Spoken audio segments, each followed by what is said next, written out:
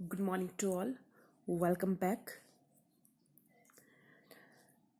Last time we have talked about normality, concentration term like normality, molarity, mole fraction, mass percentage and volume percentage.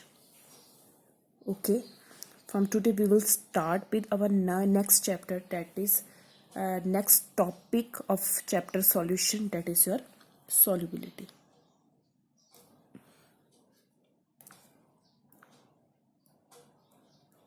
So what is the solubility? तो simple शब्दों में अगर हम बोले तो solubility क्या होती है? तो सॉल्युबिलिटी मीन्स सिंपल सा चीज, आप क्या ले लो, शुगर ले लो,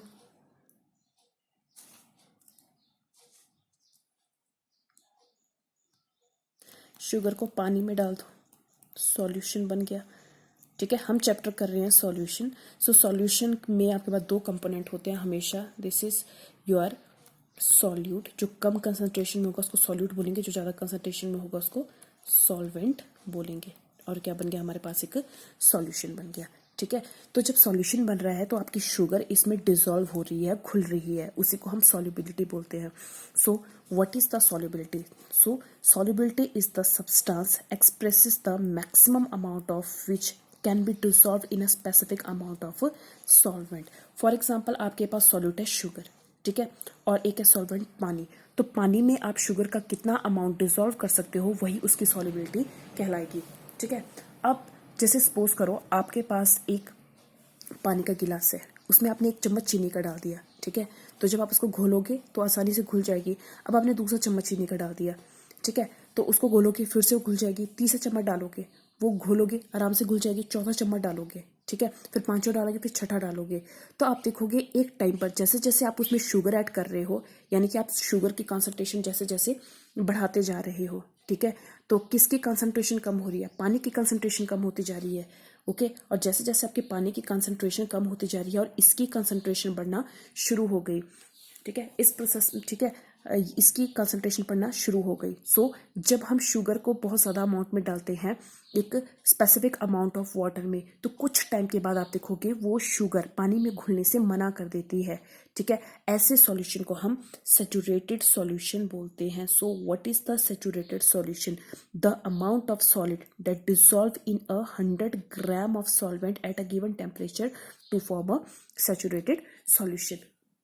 Okay, so this is your saturated solution. So what is the solubility? Solubility is the maximum amount of solid which can be dissolved in a specific amount of a solvent is known as its solubility. And what is saturated solution? So amount of solute that dissolved in 100 gram of solvent at a given temperature is known as saturated solution. बस saturated solution आपने ये चीज़ याद रखनी है, जहाँ पर चीनी पानी में घुलने से मना कर देगी, वो पॉइंट आपका सैचुरेटेड सॉल्यूशन हो जाएगा। ठीक है, मतलब आप उसमें चीनी और पानी की सेपरेशन देख सकते हो। तो चीनी जब आप एक चम्मच डालोगे, उसको घुलने की कोशिश करोगे, वो उसमें नहीं घुलेगी, तो उसको बोलते हैं हम सैचुरेटेड सॉल्यूशन।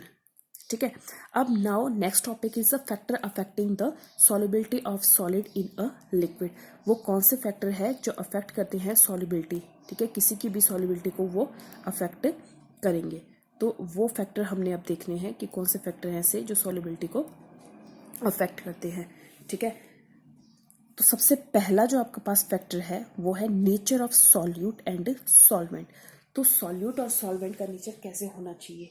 तो आपने +1 में भी पढ़ा था, और हमेशा याद रखना, लाइक, डिसॉल्व, लाइक। एक टर्म आती है लाइक डिसॉल्व लाइक। ठीक है, उसमें लाइक डिसॉल्व लाइक में एक और चीज आपके पास आती है, that is your like dissolve like. मतलब कि इसका मतलब क्या हुआ? आपके पास कोई चीज पोलर है तो वो हमेशा पोलर में ही घुलेगी, तो सॉल्युबिलिटी ये शो करेगा। अगर आपके पास नॉन पोलर है तो नॉन पोलर में ही घुलेगी, तो ये सॉल्युबिलिटी शो करेगा। तो लाइक मीन्स अगर पोलर है तो दूसरा भी पोलर होना चाहिए। मतलब सॉल्यूट अगर पोलर है तो सॉल्वेंट भी पोलर होना चाहिए, तभी आपकी सॉल्युबिलिटी वो शो करेगा। ओके, और अगर आपके पास सॉल्यूट पोलर है तो सॉल्वेंट भी पोलर होना चाहिए, तभी वो सॉल्युबिलिटी शो करेगा। ओके सो पर अगर आपके पास एक पोलर है और एक नॉन पोलर है तो ये सॉल्युबिलिटी शो नहीं करता है, इसी को बोलते हैं लाइक डिसॉल्व लाइक। ठीक है, तो first one is the nature of solute and solvent. तो सॉल्यूट और सॉल्वेंट का नेचर कैसा होना चाहिए, तो अगर सॉल्यूट पोलर है तो सॉल्वेंट भी पोलर होना चाहिए, और सॉल्यूट अगर आपके पास क्या है नॉन पोलर है तो सॉल्वेंट भी नॉन पोलर होना चाहिए। ओके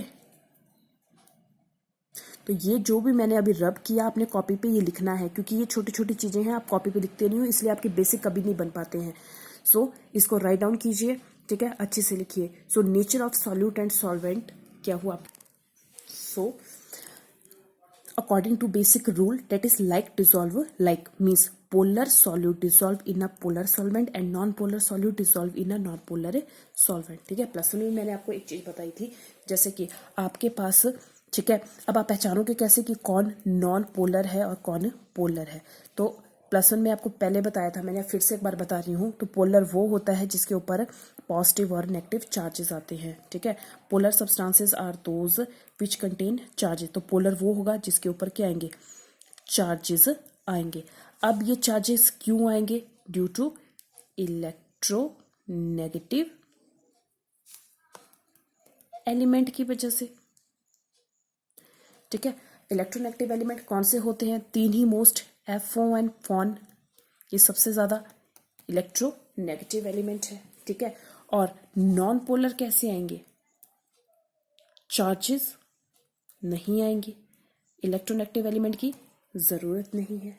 ठीक है, वो नॉन पोलर होंगे, मतलब सिंपल सी बात है, जिसके ऊपर चार्जेस आ गए वो पोलर, जो चार्जेस नहीं आए और नॉन पोलर। और चार्जेस किसकी वजह से आएंगे, इलेक्ट्रोनेगेटिव एलिमेंट की वजह से। Okay so you have here this one, ये भी आपने कॉपी पे नोट करना है। ठीक है, कि नॉन पोलर क्या होते हैं, जिस पर चार्जेस आते हैं, तो आपने कंप्लीट लिखना है। पोलर कंपाउंड्स आर दोज, ठीक है, which contain some charges due to electro presence of electronegative element. Okay, non polar are those which do not contain charges, they are non polar compounds. अब इसमें से हमारे पास है,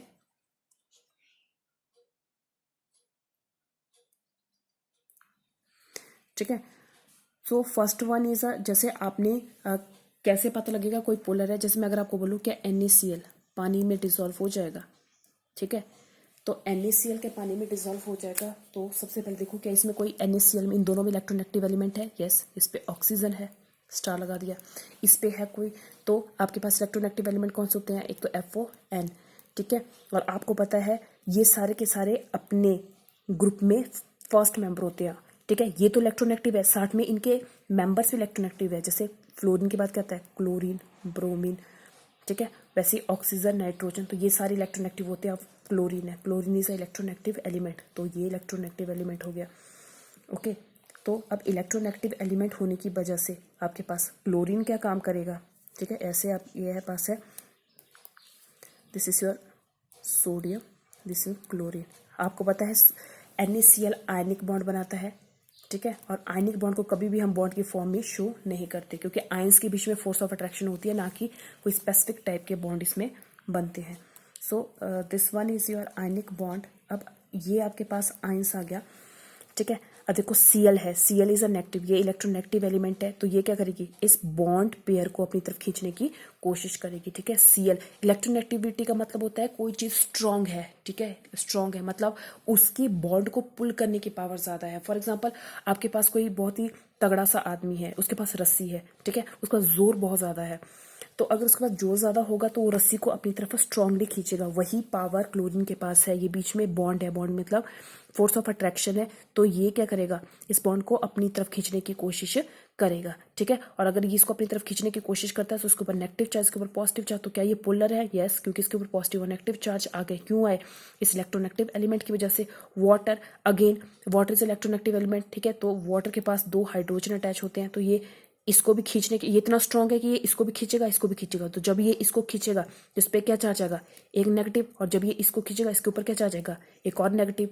ठीक है, तो 100 कितने होगा, ऑप्शन के ऊपर -2 का चार्ज होता है। ओके, तो दे आर नेगेटिव। तो जो पोलर होते हैं वो आपके पास नेगेटिव होते हैं, नॉन पोलर आर वो पोलर आपके पास पोलर में डिजॉल्व करेंगे, नॉन पोलर में डिजॉल्व करेंगे। ओके, तो second one is your temperature, what is the effect of temperature. So next one is the temperature. ठीक है, हम कर रहे हैं फैक्टर अफेक्टिव, ठीक है, solubility of solid in liquid. तो आप खुद सोचो, आपने पास चीनी है, सॉलिड है चीनी, लिक्विड है पानी। ठीक है, आप क्या कर रहे हो, आपने गिलास में चीनी को पानी में डाला हुआ है। ठीक है, तो ठंडे पानी में आपको पता है चीनी जल्दी नहीं घुलेगी, पर जैसे आप उसका टेम्परेचर बढ़ाओगे वो एकदम से घुल जाएगी। तो क्या मतलब हुआ, सॉल्युबिलिटी इंक्रीजेस। ये जो अपवर्ड एरो है इसका मतलब है increases, solubility increases with increase in temperature. And next one, now next one is what is the effect of pressure. ठीक है, अब आप सॉलिड है चीनी तो और सॉल्वेंट है पानी। ठीक है, तो आपने चीनी को जब पानी में डाला है, ऊपर से आप ग्लास को प्रेशर दे रहे हो, तो क्या लगता है आपको, जब आप प्रेशर दोगे तो चीनी घुल जाएगी पानी में, मतलब ही नहीं बनता, नहीं घुलेगी। इसका मतलब what is the effect of pressure is insignificant. ठीक है, तो आपके पास प्रेशर, इफेक्ट ऑफ प्रेशर क्या होगा, इनसिग्निफिकेंट, मतलब उसका कोई भी मतलब नहीं रह जाता। तो ये हमने किए 3 टाइप के।